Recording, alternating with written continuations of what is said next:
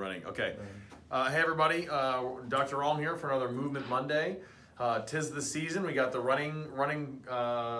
People are starting to run now with the weather turning. So I wanted to go over some basic stuff about running mechanics to help you guys hopefully stay injury free.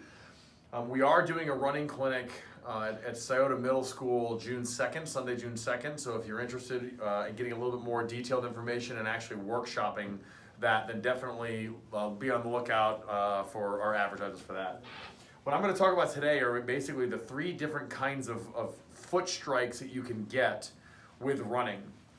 What we'll have, the first one that you're going to get is we're going to have a heel strike, right? We're coming down here. We'll have basically a midfoot strike here. So this is going to be a heel strike, midfoot strike, and then you're going to have the forefoot strike, okay? These are the 3 main different types of foot striking, meaning what hits the ground first when you're running.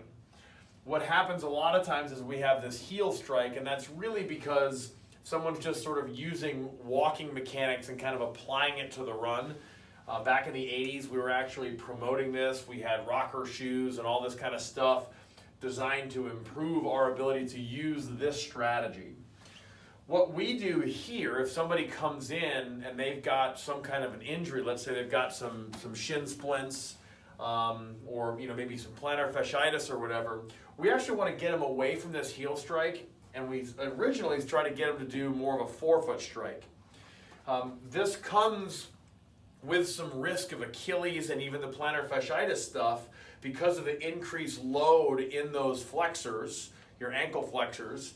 And so we have to make sure that once they get here, we can kind of transition them to this.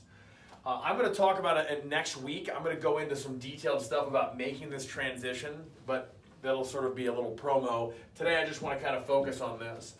So a heel strike is when you're running and the heel comes down first and then you're sort of rolling right over that.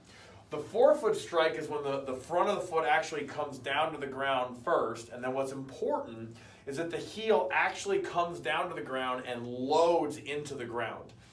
Forefoot striking is different from toe running. And this is kind of the problem. If you're toe running, that's more sprint mechanics, then you have this really, really, really massive chronic load in the Achilles tendon the whole time you're running, and that is where a lot of these Achilles problems sort of result from, is they make a transition from heel striking to here, but they don't actually get the heel down. What we really kind of want is either a forefoot strike that instantly turns into the whole foot coming down, or a midfoot strike. Or midfoot's kind of a bad way, that's what the industry calls it. It's really more of a full foot strike. So we want to get the full foot down to the ground so that we can actually use the whole foot in that shock absorption process. I'll talk about that in more detail next week. But we don't start with this one, because if you go straight to a full foot strike or a midfoot strike, they basically run like Frankenstein, like they're just sort of stamping their feet down, and it doesn't really work. Changing your running form should feel different but not awkward.